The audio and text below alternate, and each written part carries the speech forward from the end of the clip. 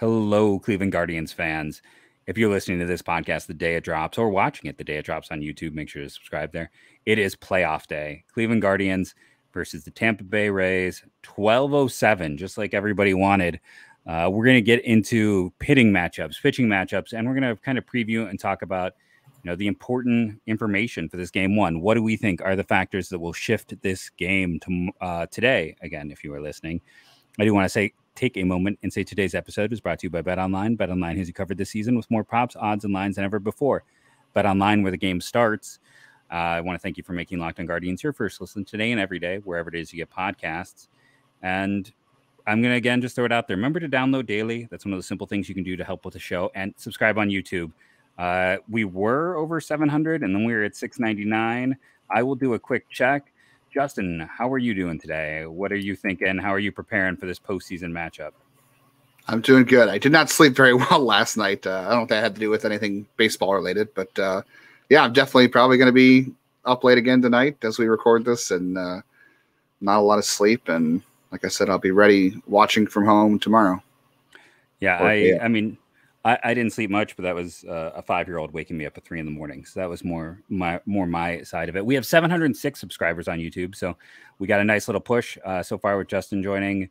He's added, I think close to 20 subscribers. We're going to keep getting more. I know it is a slow and steady stream, and then it's a deluge. So hopefully we will continue to push that up. 1,000 being the big number. Yeah, I don't know. It is fun to have baseball that listen, baseball is always fun, but to have that meaningful playoff baseball with a team as likable as this one, it's hard to not be excited. I am definitely looking forward to seeing if I can get it to work on my smart board in my classroom during my planning period while I sit there and write an IEP that I have to do. So if I'm waiting for the parents to be like, why is baseball mentioned in this document? But we will, it's going to be a fun time.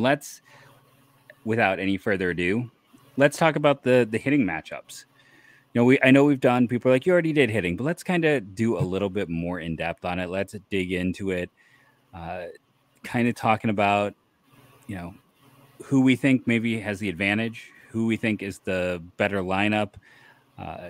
It's an interesting team in Tampa. I do think my favorite stat is going to be the one we talked about earlier this week, that just 3 people with double-digit home runs in Tampa. But yeah, what are your thoughts? Yeah, I mean, the Guardians and Rays offensively are pretty evenly matched. I think the Guardians scored more runs than the Rays throughout the season. They definitely were the better offense in the second half, and I think that's what matters here is that, and to be fair, the Rays had a lot of injuries. I know Wander Franco didn't play a ton in the second half, but he came back late. Missed a lot of time. Yeah, he's been sitting. You want to disclude offensively anything that Franmil Reyes did when he was here, anybody else. Really, I would look at August on offensively, and I think Cleveland's been the better offense since August. But it's close. I mean, so Cleveland scored more runs, but if you look at run creation, Tampa Bay is a little bit better. Yeah, if you go from, just keeping what I did yesterday, July 1st, 698 for Cleveland to 666 for Tampa. A 101 runs created plus, though, and Cleveland is at a 93. So it is interesting that gulf in runs created. They haven't scored as many runs, but they've certainly been more efficient in the second half, it looks like, with Tampa. Right. Yeah, I think just looking at August on too, I think Cleveland's got a bigger edge. For whatever reason, I think maybe it's just the way Tampa goes about scoring runs. They are better at run creation and efficiency than Cleveland is, but Cleveland is they've scored more runs in the second half, or they've scored more runs since August than Tampa Bay. Tampa, I think, was their offense was maybe 20th, I think, in the final 2 months of the season, something like that. And Cleveland was 14th in terms of just pure runs scored, if you want to look at it in a simplistic way. So it's still very evenly matched. Yeah, it is kind of just interesting looking at some of the, hitter adjacent things. Again, baseball defensive metrics are still kind of a crapshoot in my opinion. And, there's just the fan graph one in general is, I don't know how much, but you want to put into it, but it's always interesting to look at. So Cleveland being top 3 and Tampa being more in the teens, and the base running one is kind of similar. So when we look at the hitter profiles, it does feel like Cleveland has an advantage defensively and in terms of speed and base running, even if the offenses on the whole are a little more even. Yeah, and they go about it different ways. I don't think Tampa runs as much as Cleveland, so that's how Cleveland goes about creating runs is like we've talked about, going first to third, stealing bases, trying to score from second on base hits, things like that. And I don't really know Tampa. I feel like they run the bases well. Like I feel like Rosarena's a good runner. He's obviously got a bunch of steals. Diaz is not much of a runner. Franco's a good runner. Ramirez is a decent runner. That's the other thing about the offense, too, is I'm looking at their lineup and who they're going to probably throw out. And I think they're going to go with their everyday lineup. After that 4-spot with Harold Ramirez, I feel like there's a drop-off there for the Rays. I could be wrong. I feel like Margot has had a good year, 106 WRC plus for Manuel Margot, but 274, 325, 375 line with 4 homers. So I feel like, okay, maybe after that spot, things drop off. But you could say the same for Cleveland, too. 7 through 9 at times this year has been a black hole for them too. So maybe it comes down to who 7 through 9 does something, right? Yeah, it's totally one of those things where, I mean, if they use Will Brennan, maybe that's a big differentiator with like how he has looked. I do like, I wish, as I was looking through some like fan graphs, like I went over to look at Baseball Savant and they have like so many good things, but I wish they kind of summed it up more by team. Like that's the one thing that's kind of missing outside of like run differential. Is seeing like the leaderboards in terms of like what teams as a team have the the highest pitch movement or exit velocities. That'd be something really interesting to kind of look at, I think. But yeah, it feels like, again, I mean, it almost feels like coming home again, right? With all of these former Guardians appearing in this series. It's just, it is the most Cleveland of any team out there outside of Cleveland. And, for as much as we all, and I mean, maybe not we all, I'd have to see your, like, how did you feel at the deadline? Like, what was your kind of general feeling when they stood pat? Yeah, I don't know what was really out there for them. I think they tried to go after, who was the pitcher that went to Minnesota that got hurt? Oh, from the Reds, Tyler Mahle. Yeah. Yeah, they were in on him. They were in on Sean Murphy. I think Sean Murphy was the only spot you could have I think you mentioned Connor Joe a bunch of times, and that was an interesting option because they definitely needed an upgrade from Owen Miller. That's the only part of the roster. I mean, if they were going to bring up Will Brennan and not block more prospects, that was the only spot. Connor Joe maybe would have made some sense, or someone like that to upgrade Owen Miller's spot. Liked him. Call me crazy, but it's just he's a better Luplo. Like he's death on lefties. About as good of a defender, so he wouldn't have been much of an upgrade there. But he's also just like a great human interest story. I'll go back to that. It's like he is someone else who had to overcome cancer to find, and after that is really where he's found success. So on top of just the great story of like how well he's performed, like, I don't know, the human interest stories write themselves in that case. I bring that up though, just because it's like Tampa's big addition, David Peralta, hasn't been particularly great for them. He hasn't been awful. I thought at the time, I'm like, oh, it's a smart addition. It's not going to cost him a ton. But he's only had a 91 runs created plus in 47 games. You're hoping for a little bit more than that. Christian Betancourt was their other ad, and he's been, I mean, I would argue maybe more valuable than Peralta, but they did make an attempt.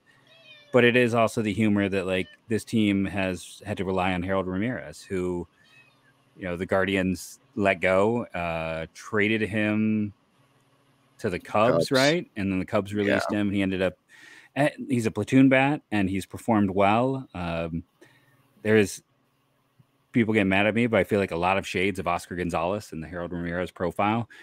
So we'll see if Harold can keep that consistency going. But yeah, he's been bad since August. Yeah, which is also the Harold Ramirez story, right? Like, remember how, because he is that guy where it's like the StatCast data has always been like, man, he's got all this great stuff, and then just he can't. The consistency of performance has never been there. Like dating back to when he was a top 100, I feel like he was a top 100 guy at one point in time when he was with Toronto or Pittsburgh. I can't remember which one. He's been around. Yeah, he's making his way through the league one team at a time because of those tools, but the tools have not equaled the consistent production.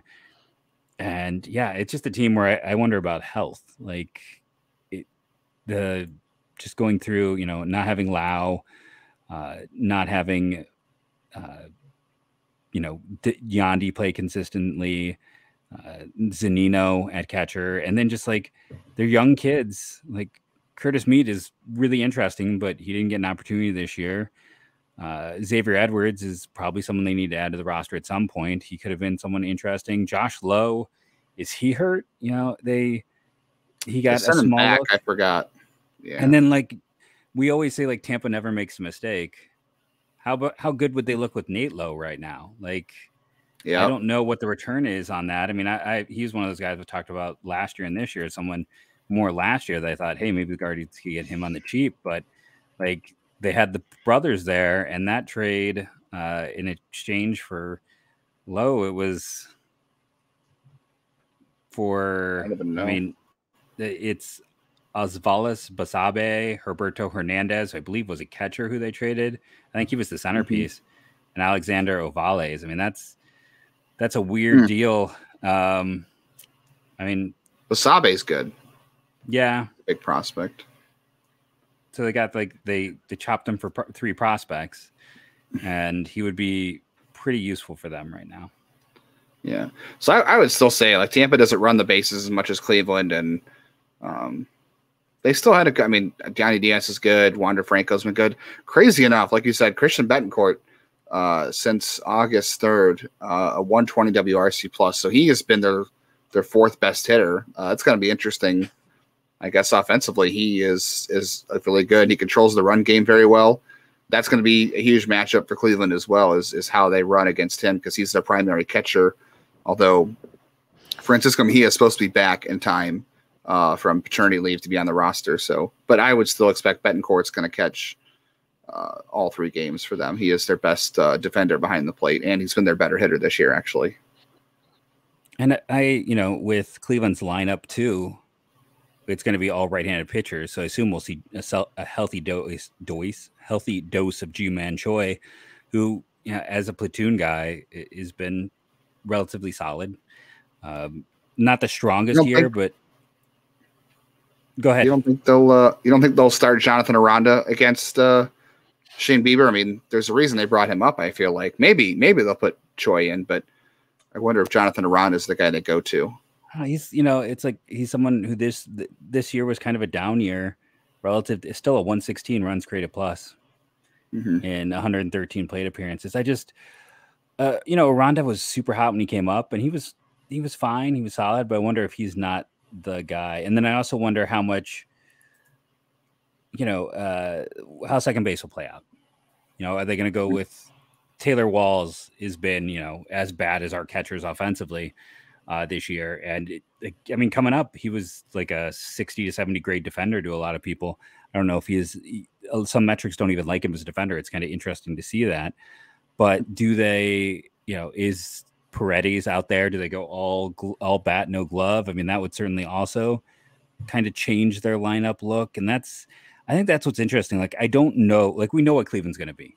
Like the only question is like Brennan versus Miller versus everyone knows what 8/9 of that lineup is going to be for sure. Tampa, there's a lot of ways this could go. This is not, I wouldn't consider myself, there's a few spots we think we know, and then after that, it could go any number of ways. Yeah, it's the top 7 for them. They're I think 7/9 of their lineup as well. I mean, it's going to depend on how they platoon Peralta, although he's going to play against all the right-handed starters, so they'll try to pinch hit for him if Cleveland brings in Henches. So it's going to be probably just Walls and I don't know. Will they start Harold Ramirez against a right-handed pitcher? I'd assume they would. Yeah, I would think so. I was curious with Aranda how much of his call-up was also due to Yandy's injury. Like that's true too. Needing another infielder on that infield. I just, like I said, I think that lineup is set up to be much more successful against right-handed pitching than left-handed pitching. Which, I mean, Cleveland, you're hoping on a Logan Allen right now. It's which is, one can say that for half a decade, hoping on a Logan Allen to break. Is it still Scott Kazmir, like the last lefty starter to start 25 games? Am I missing someone very obvious? 25. No, I was the last one probably was TJ House. but now he didn't start 25 games. He was pitching up near me in the independent league. Milwaukee Milkmen. Yeah, I know. He was a milkman. That stadium was like 5 minutes from where I used to teach. And I'd never pitched there. But yeah, so let's see. And I should check if Casimir had 29 starts that year. So wow, he was good. So who do we think has the edge offensively between the two? I mean, so evenly matched.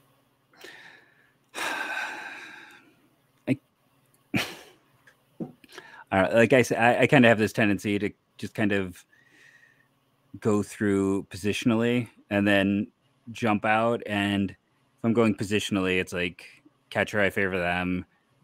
First base, I might favor us. The other infield spot, it's like second and third advantage Cleveland, shortstop advantage them. Chop up the outfield. It feels, let's put it this way, no matter how you view it, it's close.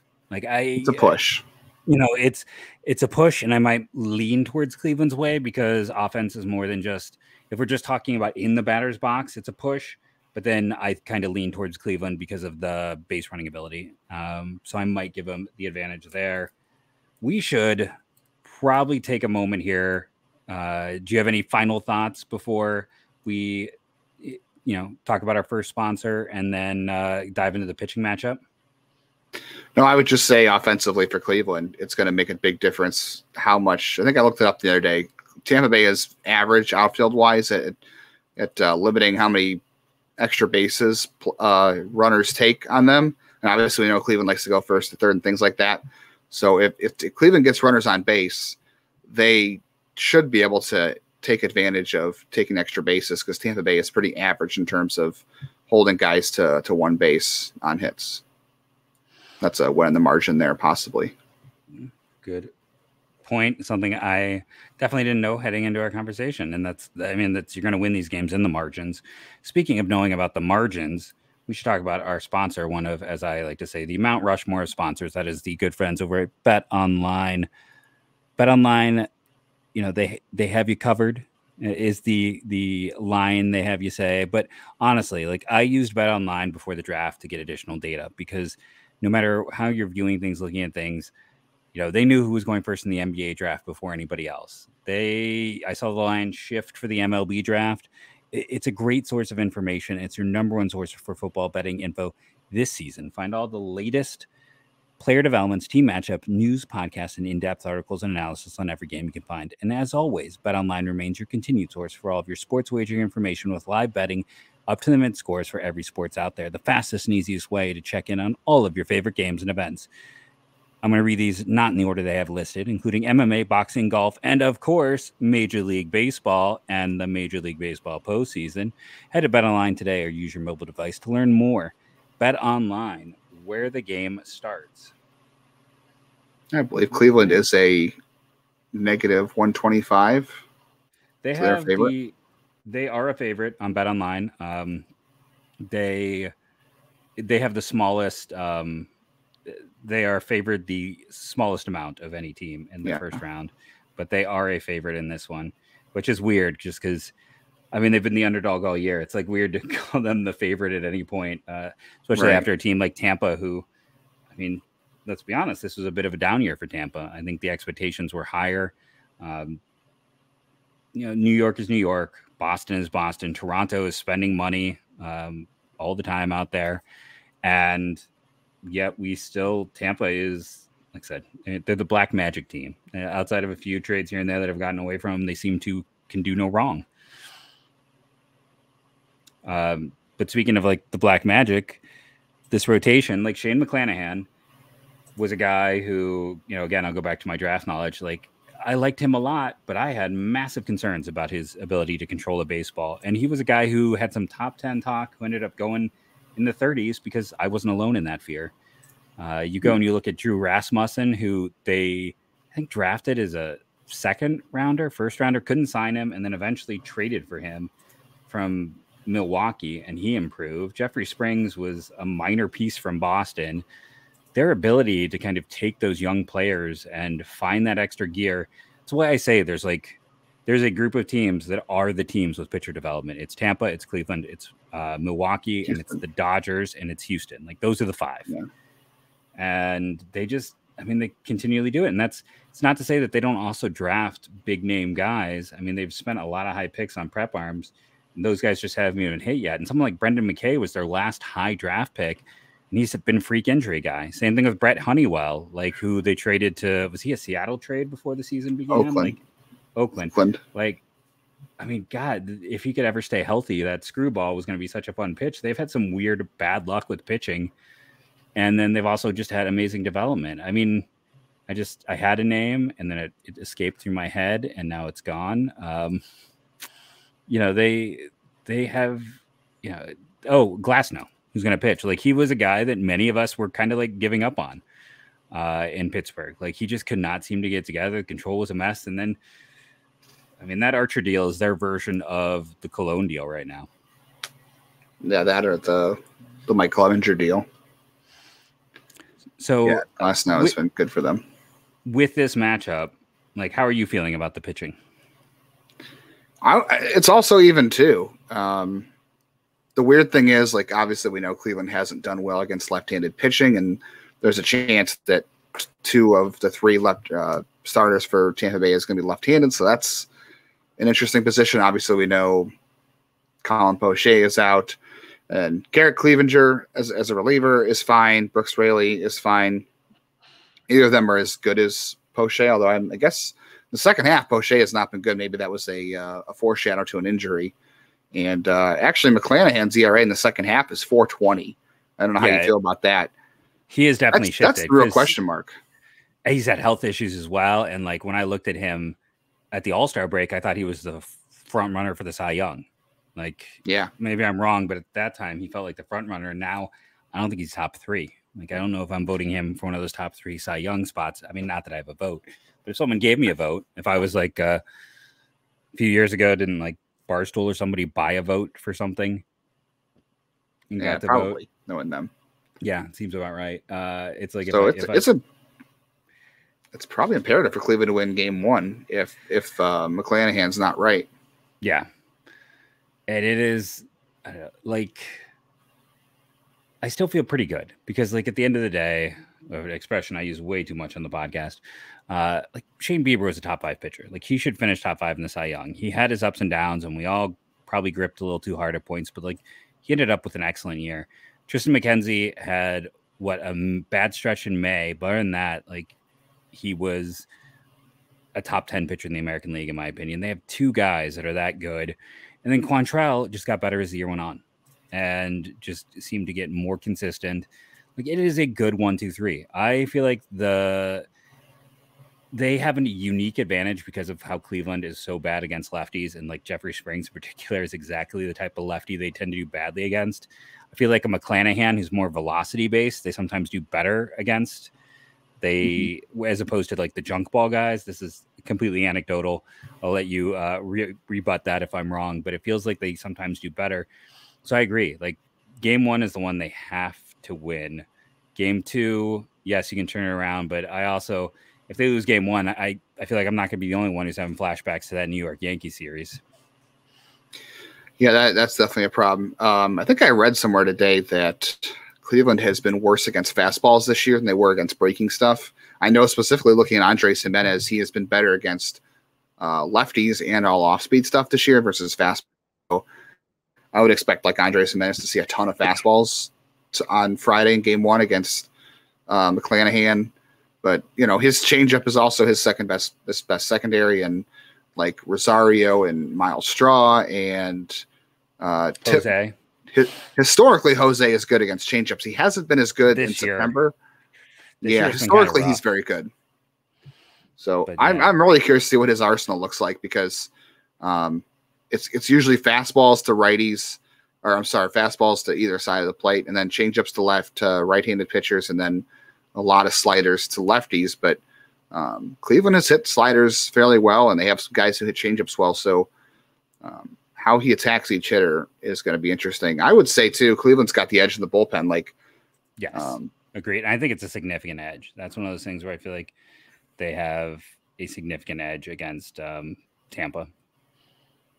Yeah, like De Los Santos of their, I guess I should say Eli Morgan is a regular reliever. He's got a 4.5 ERA in the second half, but De Los Santos 2.96 in the second half, Trevor Stephan 2.54 in the second half, and after that, Karinchak, Sandlin, Clase, Henches, all ERAs under 2.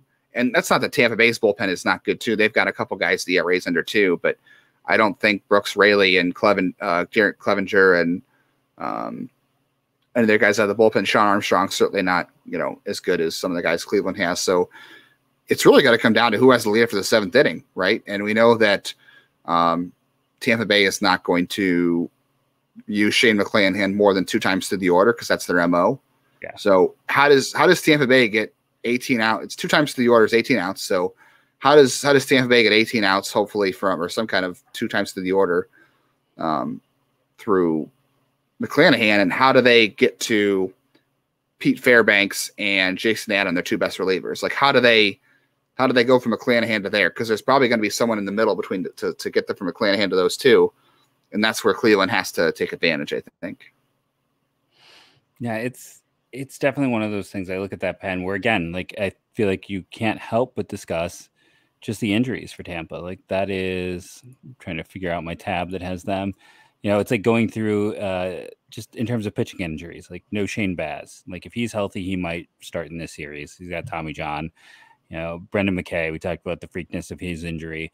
Ryan Yarborough would have been another pen arm. Nick Anderson, who was their closer in that World Series before he was overused and imploded. JP Fireeisen has been excellent for them, was the other player in that Willie Adames deal. Kitteridge is okay. Poche, we talked about his injury. Thompson, Jalen Beeks, we said will be back though, right? That gives them another lefty in the pen. I think they said they think they can activate him. I don't know if it's 100%, but they definitely were discussing that he might be available. And that's the thing, like Cleveland, now that Shaw is gone, we're talking about like the bottom of their pen is like Cody Morris, right? Whereas the bottom of their pen, it has some weakness in there, like especially Armstrong and Guerra, Yacobonis. I mean, I don't think he'll make the playoff roster. No, especially if Beeks is healthy, I don't think he does. But it's like if Cleveland can get to McClanahan, which it's a big ask, but if you can get to him and knock him early, and they have to eat some of their arms, they don't have the depth to cover that. So in particular, that is something I think stands out. Do you have, like I said, I think they have an advantage. Even though the starting pitching is close to another push, really kind of an eye of the beholder. I think the bullpen is really a separator in this series, at least in my opinion. What are your thoughts before we head into, focus in on this first game? Yeah. Game 1, Fangraphs has Cleveland by a slight edge, and then games 2 and 3, they have Tampa Bay with an edge. McKenzie and Glasnow probably is a push, even though I like McKenzie a lot. And then obviously game 3 is a toss-up. I think the way Cleveland can impact, if Cleveland wins game 1, I think their pitching is better set up to go 3 games. I feel like because Tampa Bay hasn't announced the game 3 starter yet, they're going to see who they decide to use behind maybe Tyler Glasnow, whether it's Jeffrey Springs or Drew Rasmussen. Like I feel like if you win game 1, you kind of put them on their heels, and they have to have all hands on deck in game 2, and you kind of force them to scramble pitching wise. I think Cleveland has the edge there, only if they win game 1. After that, it's a push. That's only saying McClanahan because he hasn't been good in the second half. Yeah, and no, I agree with that. I think that like game 3 definitely tilts in their favor. Like, game 1, game 2, those are tough pitching matchups, but I think Cleveland is on par. I think game 3 though is a big tilt. So you don't even want to see game 3. But let's take a break and focus in on game 1. So let's just pause here. And we're back. So do you have anything that you're kind of viewing or seeing as like the big point of contention, a big point that maybe we should be focusing more on or discussing when it comes to game 1? Yeah, I mean, like we talked about, Tampa Bay has a very right-handed heavy lineup. I would think that's good for Shane Bieber. And then it's McClanahan's health and how good his stuff is. His last couple starts, he's been hit hard. So like I said before, I'm really curious to see how he approaches Cleveland's hitters, because they've got guys in their lineup who can hit every pitch. Like I was looking at the pitch data for Oscar Gonzalez, and it's not a huge sample because he's a rookie, but he's kind of like a unicorn. Like he hits this, and that's been his profile all year. He is a unicorn because of the walks, but like he hits all pitches well. There's not a pitch that's like, wow, he's terrible against this pitch. So I feel like McClanahan and the Rays staff, they're going to attack him, and they're going to hope he chases out of the zone. They're going to try to prey on his aggressiveness. And then I think I mentioned before too, Bethancourt is a great receiver and a great thrower. How does Cleveland try to steal off him and the Tampa Bay relievers? And then late in the game too, Cleveland's bullpen holding runners on. I think Tampa doesn't run quite as well, but I think whoever has the lead in the 7th inning has a good chance to win. I think that's what it is. I don't think you want to go down in the 7th inning. I don't think you want to be losing and have to face Henches or Karinchak or Stefan or Clase, and you don't want to be facing Jason Adam and Pete Fairbanks down runs either. So, yeah, one of the things that stands out is just like, I know people are going to be tired of me saying this, but it's the health. It's like Yandy Diaz has played 2 games in the last 7 days, and he was arguably their best hitter this entire year. They've had a lot of guys kind of be in and out in the last few weeks. We talked about, Aranda came up, and even Paredes, whose name I know I'm getting wrong, has been dealing with injuries at points, and it's a lineup that feels a little inconsistent due to health issues and concerns, and just seeing who they put out there, and then seeing like, are these guys ready to play? Is Yandy ready to go? If he's not, that's huge for Cleveland. And then, just again, I guess the health side of pitching. It's McClanahan having missed time, not been as effective in the second half, having injury issues. Glass now, this will be his 3rd start. He's a guy who had control issues to begin with. And sometimes when you've had those big layoffs, we see control issues. So, will the postseason be a little more nerve-wracking? Who knows? But for me, I kind of look at it, it just feels like this Tampa team has so many unknowns for a playoff team. Did you also notice, by the way, Jason Adam and Pete Fairbanks did not pitch in the last 6 days? Not a single pitch. I have to imagine they're trying to keep guys healthy, and I wonder how much. Like, are they going to be asking for 6 outs from those 2 guys a lot this weekend? I mean, let's see. Is that right? Is that why they didn't pitch? I don't know. Pete Fairbanks only had 24 innings this year. I mean, I guess he was coming back from injury, right? Because he didn't pitch all in 2021. Yeah, but he didn't pitch the final 6 days of the season. Neither did Jason Adams. And then Adams, that's a crazy thing. Like, Jason Adams has 141 total innings, 63 this year. Like, he's a guy who, want to talk about a reclamation project. Kansas City to San Diego to Kansas City to Toronto to Chicago to Tampa. For a guy who's been maybe their most important reliever this year. And I was going to say, when he's 31 years old and he threw half of his major league innings almost this year. I'm sure it was intentional there. I'm kind of surprised with Fairbanks and him having missed so much time this year that they didn't want him to get a few more reps. But their bullpen just doesn't look like it got a ton of work this week in general, outside of last Wednesday's game. Yeah, they were very careful about how they used their relievers the last couple of days of the season. They relied heavily on Chargois and Rayleigh, and then they had a couple of guys from the minors like Jimmy Yacobonis, and then I know Josh Fleming pitched the last game of the season. So, but I just wonder, like, not pitching Adam and not pitching Fairbanks, is that because they're trying to make sure they're healthy, and are they going to ask them for 5-6 outs a lot this weekend if they can?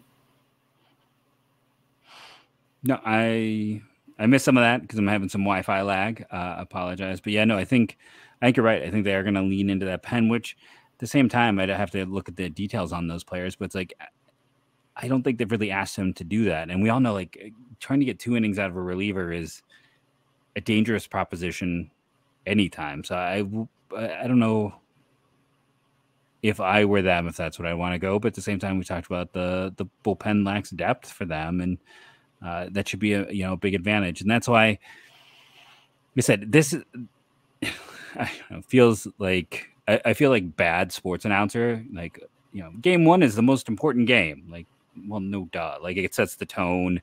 It gives you an advantage, especially in a 3-game one. But just because of how things set up, like if you had to tell me, well, if you told me I get to pick what game they win, I'd pick game 3 because then that guarantees victory, right? Like if they had to do that, then you want to pick game 3. But if you can't do it, it's like game 1 is really the one because you really, if this goes to 3, I'm not feeling good. Like I really want it. I know, again, bad sports announcer, right? Like I want this to be over in 2 games, but it's more because I feel like they have just their strongest opportunity. Like Quantrill has been solid, but I don't think there's anyone who's trying to put him in the tier with Shane and Tristan. Like those two have been legitimate ace types. Quantrill is a solid starter, but he's not in their league. No, he's had the 3rd best ERA of any starter in the second half. But September, he's been good. He finished the season on a really, really good note. So he might have been just as good as contact. September makes me nervous. I guess it's just always going to be the way of it. Yeah, McKenzie and Bieber just a shade ahead of him, and actually Savali 3.27 ERA in the final month of the season. He was fantastic. So interesting that Cleveland decided that they want to use Savali in game 1 of the LDS rather than have him start game 3 of the wild card series. So if they get there, I guess we'll see how that pays off. But yeah, I don't know. I still feel like game 3, Cleveland's got a good shot because I think that it depends on which game they win. If Tampa Bay wins game 1, it puts Cleveland in a tough spot. And if Cleveland wins game 1, they put Tampa in a tough spot because of their bullpen and because of how they're trying to line up their pitching. So that's why I said it's imperative for Cleveland to win game 1. I feel like if Cleveland loses game 1, they still have a good chance. But if Tampa Bay loses game 1, I think Cleveland's chances are much greater than Tampa Bay's chances if Cleveland loses game 1. Yeah, it's I will be curious to see how the young players respond, because as much as we want to be like they're professionals, and they are, don't get me wrong, there's a degree of nerves. There's a degree. I mean, I feel like we saw that in 2020 with a lot of the young players. We saw like Bieber be amazing all year and then have his first bad outing. We do know that Josh Naylor likes that though. Like he had a rough year that year after the Clevenger deal. And I just remember all of us sitting there being like, what are they doing? Leaving him in to face a lefty. And then he hits the home run. So I do feel kind of good about his chances. So yeah. Any closing thoughts on this one before we're going to go a little long, but it's the playoffs, right? You want us to go long on playoff day. You want more data. You probably want to, download the podcast twice, help us out. And hey, you get to listen to some great info. I guarantee you, we are talking some more advanced thoughts and things than you'll hear in most other places. Mm-hmm. I would say so. I don't know. Who did you got? Do you want to? I think you want to give who you got? I think Cleveland wins this. I'm going sweep. If I go through and use the method I've used all year, and I'm analyzing like position by position, and I analyze pen and starting matchups, I favor Bieber over McClanahan, and I favor McKenzie over Glasnow. As of now, like if Glasnow had pitched all year, it might be a different story. I favor them in both of them. I'm picking Cleveland to sweep this series. Yeah, I'm saying Cleveland in 3. I'm saying Cleveland wins game 2, or Cleveland wins game 1, loses game 2, and they win game 3. So when you hear us, every game will be 1 run. I predict blowout tomorrow. I'm gonna go against you. I don't know if I normally say that, but I'm gonna say that they just explode tomorrow. Big performance in game 1. So when we come back on Monday, you're either going to have some very happy or some very sad hosts, depending on the mood. We'll be either switching to some off-season chatter, or we will be, all right, bring on the Yankees. Right? It's going to be the Yankees no matter what. So, I mean, what a better team for the Cleveland Guardians to be this like team that no one believed in. If they can knock off the Rays and the Yankees, that would be phenomenal. Like I said, any final thoughts before we do a full wrap? I know I already said that, but I'll give you one more opportunity. No, just hope everybody enjoy the postseason. Yes. Like I said, I don't want to make it a cop-out. I don't want to give any like participation trophies or silver linings, but this has already been a great season. If Cleveland, this is not a bad season. If Cleveland doesn't win this series, it's just not a choke. Yeah, it's still a good season no matter what. That doesn't mean it's not a disappointment if they don't lose, but doesn't change how good the season's been if they lose. Yeah, and like anyone who runs a victory lap, like we made it. We got to experience the postseason. All the people out there who are being haters about Cleveland, it's like they made it. All right, they earned this. It was a fun year, and listen, we're Cleveland sports fans. We know the playoffs are not a guarantee, even though it has felt like that at points in time for the Cleveland Guardians. I've been Jeff Ellis, and speaking for my co-host Justin Latta. If you're watching, you can see our Twitter handles on the bottom. I am Jeff MLB Draft. He is at JL_baseball. We will have you covered through parts of the game. Justin will be more in depth. You should follow him more. You'll see a few things from me during the games. Unfortunately, I have to work directly during the one, but make sure to check that out. Check out all of our great content. Make sure to subscribe on YouTube. And how I end every show, go Guardians, go.